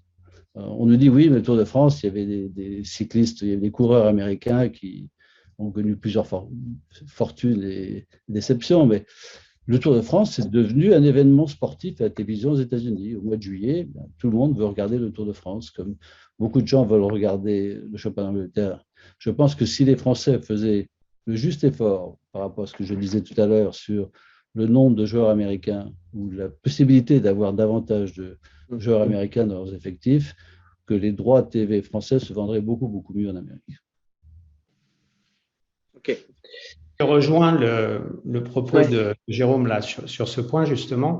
Et par contre, il me semble qu'au niveau du football, donc en fait le soccer, hein, le football français ou soccer américain, en fait, je crois qu'il y a une plus grosse consommation justement sur le soccer au niveau des offres locales, hein, plus que l'offre nationale. Donc, par exemple, sur Los Angeles, vous avez l'équipe de Los Angeles, donc les Galaxy. Tous les matchs sont compris dans le package de sport local que j'évoquais avant, donc à $85 par mois. Vous avez aussi les matchs de la MLB. Donc, en fonction des villes, en tout cas pour le soccer, il y a vraiment une certaine audience au niveau local, en fonction aussi des équipes, etc. Donc, pour rejoindre ce que vous disiez, mais déjà, est-ce que le fait qu'il y ait de plus en plus, il y a quand même des investisseurs américains qui viennent investir dans les clubs de foot en Europe, et vous avez vu un effet justement ou pas pour peut-être illustrer ce que vous disiez en disant qu'il y a plus de joueurs américains dans des clubs, il y aurait plus d'attractivité. Est-ce que déjà sur ces clubs-là pour lesquels il y a des actionnaires américains, vous voyez un intérêt plus grand de la part des téléspectateurs ou en tout cas des Américains? Il y a 3-4 ans, je ne me souviens pas si c'était 3 ou 4, il y a eu un match amical organisé au mois de juillet entre le Real de Madrid et Manchester United, dans une ville de Michigan, où il y a l'université du Michigan, à Ann Arbor, avec un stade très célèbre qui s'appelle The Big House, où on peut accueillir 110 000 spectateurs. J'ai été invité au match et j'étais en compagnie du président de l'époque de Manchester United et du président du Real de Madrid. Le président du Real de Madrid me demandait avec étonnement comment se fait-il que le stade soit tout rouge. Et c'est vrai que 90% des gens qui s'étaient déplacés portaient un maillot de Manchester United. Connaissaient Manchester United, connaissaient sûrement le Real de Madrid, mais la réalité est que le Real de Madrid n'avait fait aucun effort préalable des 20 années précédentes pour se développer en Amérique. Donc l'exemple de Manchester est que si vous faites l'effort, effectivement, non seulement de recruter des jeunes de ce pays, mais y faire des tournées, organiser des tournois, vous impliquer dans le développement du sport au niveau national, vous développerez une audience hors pair. Donc, pardon. Non, continuez, pardon. Je crois que vous avez terminé. Allez-y. Non, vas-y. Non, mais ça, en fait, je voulais juste réagir puisque ça fait écho à des placements qu'on a eu en Allemagne, à Munich, oui. Où on a discuté avec le FC Bayern, avec comme d'autres clubs. On entend des grands clubs qui ont une stratégie très internationale dans leur développement, c'est-à-dire un peu comme là, notamment City. C'est-à-dire des partenariats, voire des acquisitions croisées, en tout cas créer donc une émulsion avec une coopération des clubs aux États-Unis, en Amérique du Sud, en Asie, etc. Donc, ce que dans une logique qui serait, pour le coup, et sportive pour, j'ai envie de dire, de ce que je comprends, de créer un network aussi de joueurs qui puissent donc évoluer à leur rythme aussi peut-être, mais dans les différents clubs sur les différents continents et différents championnats, mais aussi la vulgarisation d'une certaine marque et surtout une stratégie marketing. On est d'accord? Ok. C'est vrai, c'est vrai. Alors, il y a une chose pour Jérôme, pardon, je vous ai interrompu. J'allais vous donner 2 exemples concrets. Quand j'ai pris la direction de l'AS Monaco, on avait absolument besoin de développer nos ressources. Et très clairement, on a déterminé que l'Asie et l'Amérique étaient 2 objectifs. On a donc embauché 2 joueurs. Park Chu-Yang, vous vous souvenez peut-être, qui ensuite était vendu à nous. Et puis, bon, Park Chu-Yang, ça a été un énorme succès. Dans la semaine qui a suivi son embauche, nous avions les télé coréennes frappant à notre porte pour des deals privés sur Monaco. Et puis, nous avions embauché Freddy Adu, qui, lui, n'a pas connu le même succès au niveau sportif. Mais encore une fois, par rapport aux sponsors américains et l'intérêt du pays pour Monaco, s'est révélé un énorme succès. Donc, quelque part, ce n'est pas très difficile. Okay. Si vous êtes... Ça veut dire que dans l'enjeu, qui est celui de la Ligue 1, c'est la valorisation des droits à l'international. Hein, c'est carrément. Donc, cette stratégie-là pourrait permettre, en tout cas, l'accompagnement des clubs eux-mêmes dans une stratégie marketing à l'international dans laquelle ils pourraient y associer soit, une attractivité, y intéresser des actionnaires, des partenaires donc étrangers et des joueurs étrangers, participerait comme Finet à valoriser plus collectivement l'internationalisation et la valorisation des droits à l'étranger. Et ce n'est pas très difficile. C'est cette question des 4 extra-communautaires. Je ne sais pas pourquoi ça a survécu au fil du temps, mais ça me semble être tellement backward que si les clubs pouvaient s'entendre sur le fait qu'ils peuvent avoir autant d'Américains, de Japonais et de Coréens qu'ils n'ont d'Européens de l'Est ou d'Africains, je pense que les clubs se vendraient mieux et que l'investisseur potentiel, et regardez ce qui se passe dans le football professionnel, les investisseurs sont du Moyen-Orient, ils sont de l'Asie, ils sont d'Amérique du Nord, bien effectivement, ça faciliterait beaucoup plus leur intérêt pour les clubs français. Alors, Dieu merci, il y a quelques Américains qui sont investis en France. Il y en a beaucoup qui regardent, parce que la valorisation des clubs est telle que c'est effectivement relativement attractif dans leur esprit s'ils se disent qu'ils peuvent peut-être faire avec Marseille ou Troyes, pour prendre 2 extrêmes, ce qui s'est fait avec les clubs anglais. Je pense que ça passe par ce genre d'ajustement au niveau réglementaire pour pouvoir concrétiser certains de ses intérêts. Oui, on a une expérience quand même. King Street. Oui. C'était une erreur. Et votre, puisque vous connaissez. Je ne veux pas rentrer dans des choses qui sont trop confidentielles, mais non, mais un sujet. Le problème du football, c'est que beaucoup de gens y rentrent pensant que c'est aussi facile. Non pas que le basket ou le football américain sont faciles, mais la réalité d'un club de football en Europe, ça ne peut pas être géré par un conseil d'administration. Ça doit être géré par un patron qui est président, CEO, vous pouvez l'appeler ce que vous voulez, mais c'est un exécutif au quotidien. Et beaucoup d'investisseurs comme King Street n'ont pas voulu comprendre cette réalité, pensant que dans la durée, les choses pouvaient se gérer, mais on l'a bien vu, ce n'était pas le cas. Mais mauvais investissement de leur part, c'est regrettable, mais ce n'est pas pour autant qu'ils ne... Mauvaise appréciation d'investissement ou vraiment investir dans les clubs de football professionnel français, c'est compliqué?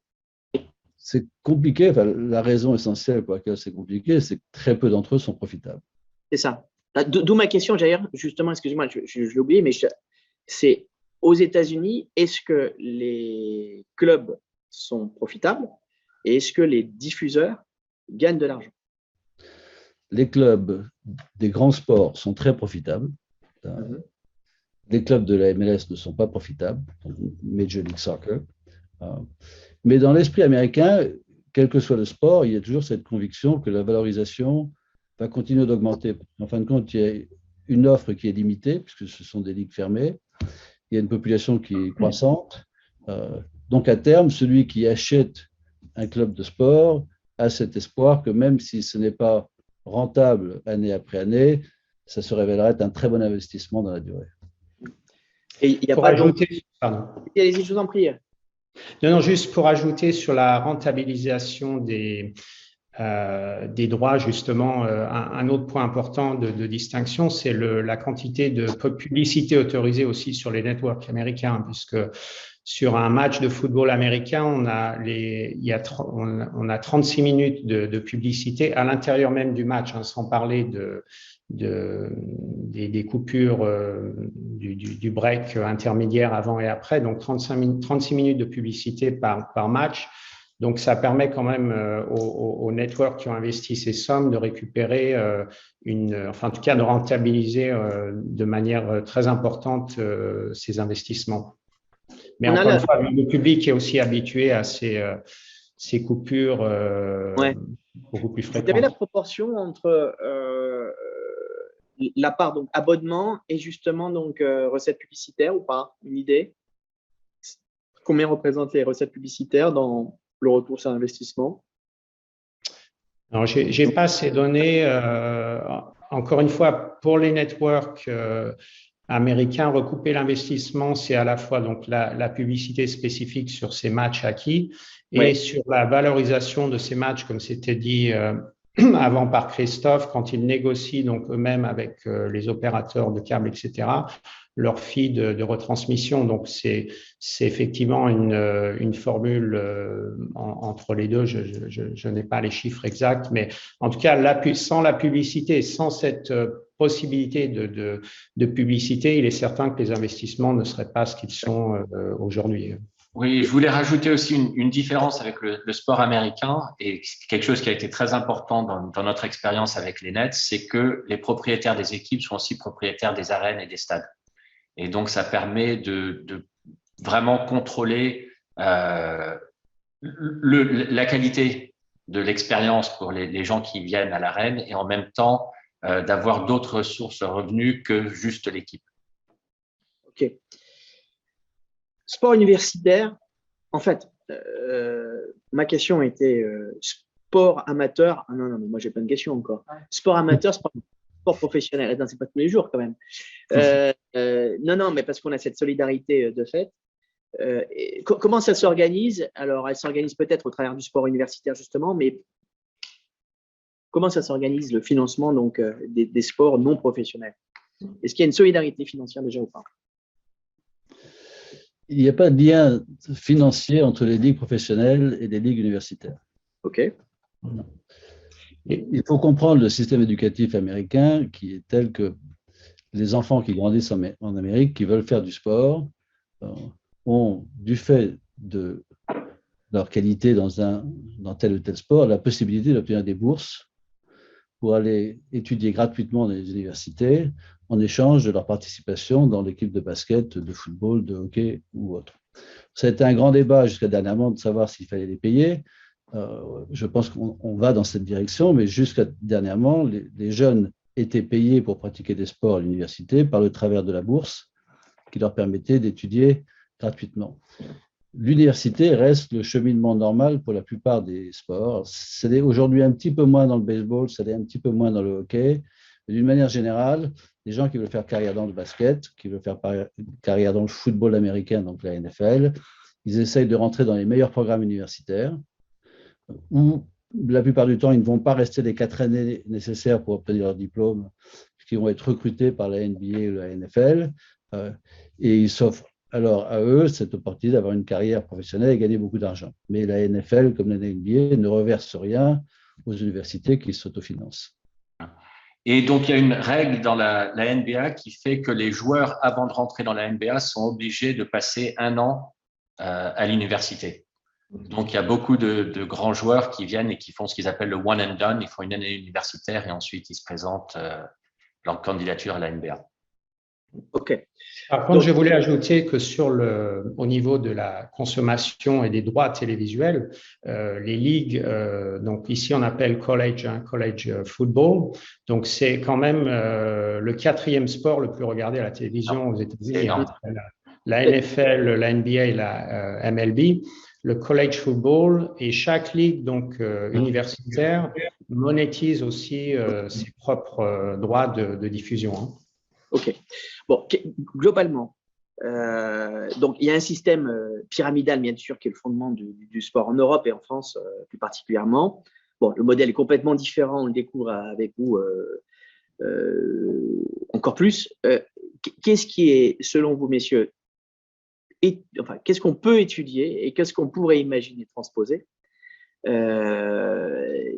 en tout cas avoir comme axe d'évolution qui puisse s'inspirer des États-Unis en France et en Europe en particulier. Enfin, plutôt en Europe, parce que je pense que l'organisation est peut-être l'échelon européen, mais alors que ce soit dans tous les domaines. Hein. Oula, j'ai l'impression que j'ai posé une question qui est… non, mais que ce soit dans l'attractivité des sponsors, des spectacles, ou même d'une réglementation du sport, d'une organisation avec le sport universitaire, etc. Je comprends que la régulation économique, c'est-à-dire l'encadrement salarial, etc., c'est quand même un facteur d'équité sportive aussi, qui est lié aussi au spectacle, qui entend peut-être plus ici comme une régulation économique au seul sens économique. Voilà, donc dites-nous. Alors, moi, je pense, si je peux me permettre de commencer, quelque chose qui est très important pour le succès des sports aux États-Unis, c'est le fait, et je crois que, je me souviens plus si c'est Jérôme qui l'a dit, que les propriétaires des équipes sont propriétaires de la ligue. Et donc, ça crée un partenariat entre les propriétaires des équipes où ils veulent vraiment que la ligue réussisse. C'est ce que dans la NBA, ils appellent ça « we're competitors on the floor, but not outside the floor ». C'est-à-dire que sur toutes les questions, quand on est sur le terrain, on se bat pour gagner, mais quand on est en dehors de terrain, quand on parle, par exemple, on a parlé un peu de l'international. Dans la NBA, l'international est complètement contrôlé par la ligue elle-même. Les équipes n'ont pas le droit de se promouvoir à l'international. C'est la NBA qui gère ça complètement. Donc, ça veut dire juste que les échanges, les transactions se font au niveau des parts, de l'échange de parts, ou de vente plutôt, de cession de parts, que détient chacun dans la ligue, c'est ça? C'est-à-dire lorsqu'il y a où les franchises sont vendues, ou comment ça? Oui, alors c'est une franchise, c'est une compagnie. Dans notre cas, c'est Brooklyn Basketball. Quelqu'un peut racheter Brooklyn Basketball, et Brooklyn Basketball est actionnaire dans la NBA. En fait, c'est membre parce que c'est pas une compagnie, mais c'est la même chose. Détient 1/30 de la NBA. Mais cette question donc d'actionnariat, ça crée. On a beaucoup utilisé le mot partenaire dans notre discussion aujourd'hui. Et c'est ça vraiment ce qui fait, je pense, la force de la NBA et de la sport aux États-Unis, c'est que c'est vraiment un partenariat entre les différents propriétaires pour s'assurer qu'il y ait, dans le cas de la NBA, 30 équipes qui sont compétitives, qui peuvent se battre, pour que ça fasse toujours des beaux matchs. Il n'y a jamais vraiment de match non intéressant dans la NBA sur les 82. Bon, de temps en temps, il y a un mercredi soir un peu moins d'intérêt sur un match, mais c'est très rare. Toutes les équipes sont bonnes grâce à vraiment cet effort d'équilibre entre chaque équipe. Ça, c'est très important. J'ai mentionné le fait que les équipes sont souvent propriétaires de leur propre arène. Ça, c'est très important parce que ça permet aussi de contrôler la qualité de l'expérience pour les spectateurs quand ils viennent. Dans notre cas, quand on a créé le stade à Brooklyn, on était quand même dans la ville de New York, une des capitales du entertainment mondial. De rapporter une nouvelle équipe alors qu'il y avait déjà 2 équipes de hockey, une équipe de basket, 2 équipes de baseball, 2 équipes de football américain. Il fallait vraiment créer un super produit. Et le fait qu'on soit propriétaire de notre arène qu'on a construit nous-mêmes nous a permis de créer une expérience extraordinaire. On appelait ça, nous, competing against the couch. C'est-à-dire que notre plus grand concurrent, c'est le canapé. Il faut que nos fans, chaque soir, se disent « je préfère aller à l'arène pour voir un match plutôt que de rester à la maison et de regarder le match assis sur mon canapé ». Et pour ça, il faut pouvoir vraiment créer une expérience extraordinaire. Et la seule façon, c'est si l'équipe est aussi propriétaire de son stade. Comme ça, on peut faire des investissements à long terme. Ça, je pense que c'est un autre point qu'on a utilisé plusieurs fois.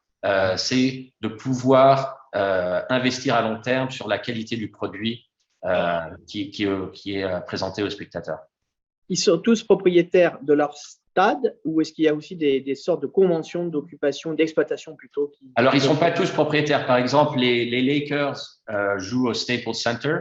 Les Clippers aussi jouent dans le même stade, ça ne leur appartient pas. Ça, c'est un Des conventions groupe. d'exploitation ou de Voilà. voilà. Mais la plupart des propriétaires des équipes sont aussi propriétaires de l'arène dans laquelle ils jouent.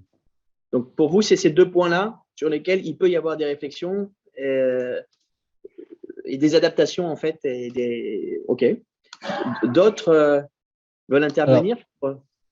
Je pense effectivement que la notion d'équilibre est importante. On voit par exemple, enfin en tout cas au niveau des diffuseurs, on voit qu'effectivement au niveau de la NFL, donc ils ont renouvelé leur contrat sur 10 ans, mais encore une fois, les droits sont partagés de manière équitable entre 5 partenaires, donc 4 networks américains et Amazon, ce qui permet aussi de préserver un certain équilibre, à la fois une certaine garantie aussi pour la Ligue elle-même, mais aussi équilibre dans les partenariats, même si encore une fois, c'est un accord purement commercial, mais je crois que cette notion d'équilibre est aussi importante au niveau de la diffusion et de la répartition des droits de diffusion. J'ai une perspective un peu différente. Ce que vous venez de dire pour le basket, le football américain, le baseball, c'est très vrai. Ce sont des ligues fermées qui ont le monopole de leur sport, certainement aux États-Unis, voire même au niveau international.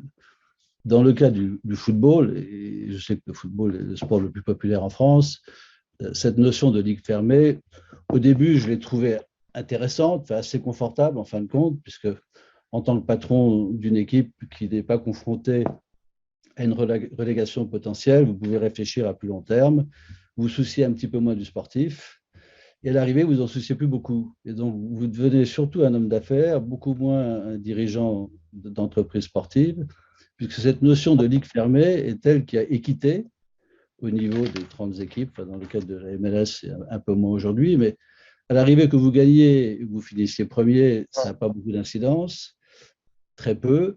Vous avez un système sans promotion, sans relégation, avec ensuite une série de playoffs qui font que les joueurs se disent, si on est éliminé des playoffs le 30 septembre, ça veut dire qu'on part en vacances et qu'on n'aura pas besoin de s'entraîner avant le mois de février, alors que si on se qualifie, il va falloir jouer jusqu'au mois de décembre, pour une paie qui est à peu près la même. Donc je crois qu'en termes de compétitivité pour le football européen en Amérique, c'est une erreur. C'est-à-dire que le sport se porterait mieux s'il y avait cette notion de concurrence entre les clubs du début jusqu'à la fin de la saison, avec promotion et relégation. OK. Là, vous parlez du football, du soccer. Du soccer aux États-Unis, ouais. Ouais. Et la Ligue fermée, donc, en France, en Europe, donc ça a été le sujet. Oui. On y a réfléchi, et je vous disais au début, lorsque j'ai pris la direction des Red Bull, je venais de Monaco.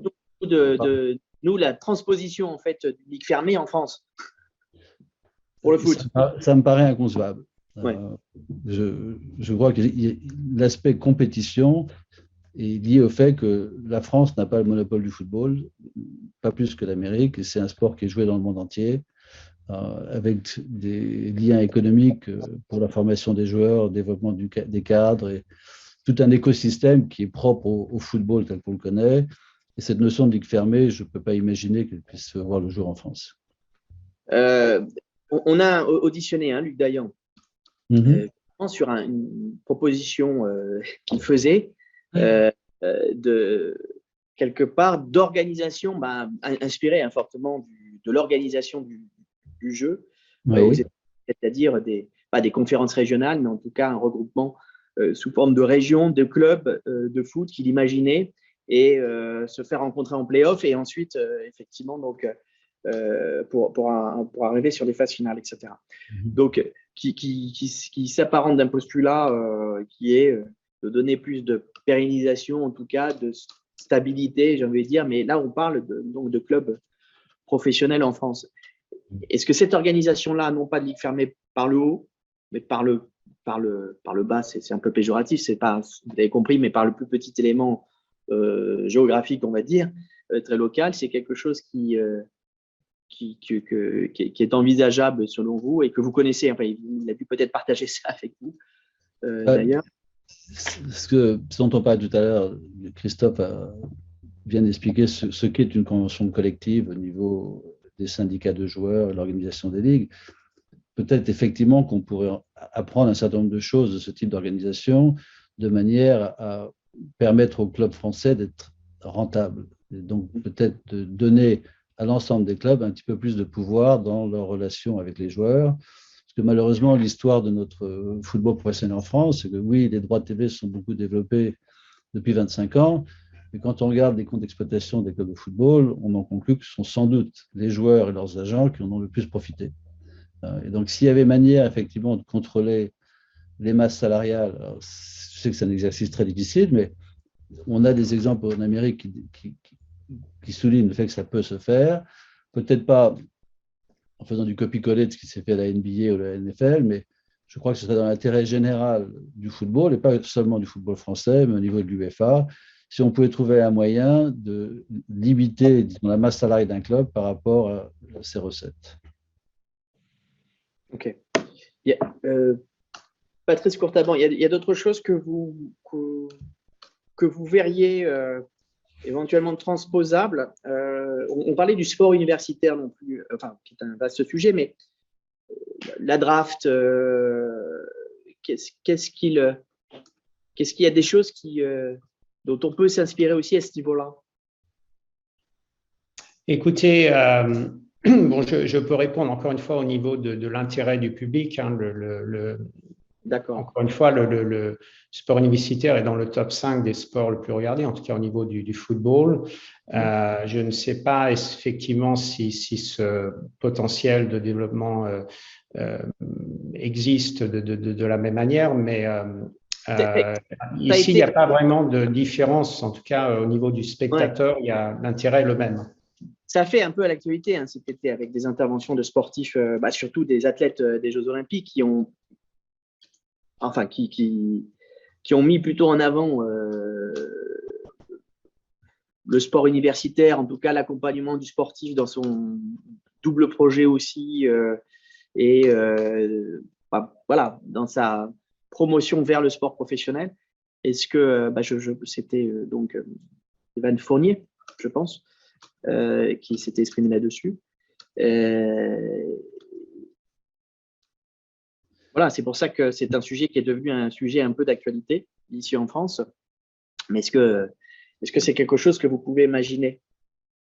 C'est-à-dire que, bon, ici, il y a un vrai investissement aussi de la part des universités pour monter les structures, les coachs, les équipes, les phases de recrutement. Donc, effectivement, c'est une ligue séparée, mais le mode de fonctionnement est quand même très professionnel quelque part dans le mode de fonctionnement. Donc, il y a toute une infrastructure, je crois, qui n'existerait pas encore, mais qui demande vraiment qui représente un vrai investissement. Mais encore une fois, pour l'université, le sport, c'est important de le préciser, pour l'image de l'université, le sport fait partie de son marketing global, c'est-à-dire de promouvoir l'université, non pas uniquement du point de vue de ce sport, mais de se positionner parmi les meilleures écoles, que ce soit en business ou d'autres disciplines. Donc, ça a vraiment un impact direct, même si l'université investit beaucoup, dans son positionnement en tant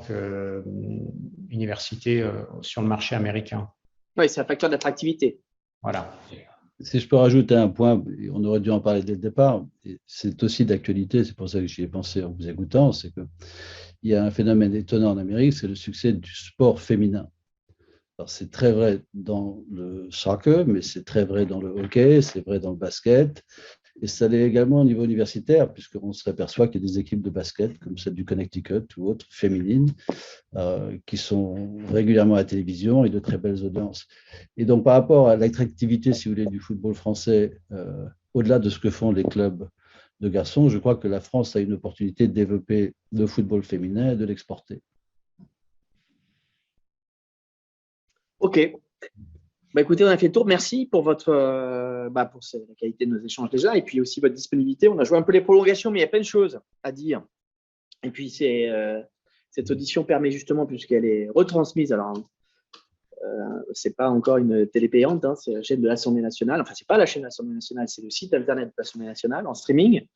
Donc voilà, donc ça permettra en replay à certains de mieux comprendre donc les spécificités du modèle américain et de voir un peu déjà sa philosophie, qui n'est pas la même qu'en France et en Europe, et quelles sont les pistes d'inspiration éventuelles qu'on pourrait avoir, mais qui nécessitent effectivement donc parfois des réorganisations, voire de repenser peut-être un peu différemment. Mais voilà, moi je vous remercie. Alors le président Sylvain Nico aussi s'associe à moi, il a dû nous quitter, et pour vous remercier à nouveau. Et voilà, donc si vous avez des contributions encore ou des choses qui vous reviendraient ou qui vous viendraient donc après après cet échange, vous n'hésitez pas, puisque la mission est encore ouverte, on va dire, à toutes les contributions. Voilà, et le rapport sera remis, en tout cas, le 15 décembre. Merci à vous, messieurs. Merci. Merci. À vous. Bonne journée et bonne soirée. Voilà, bonne soirée. Au revoir.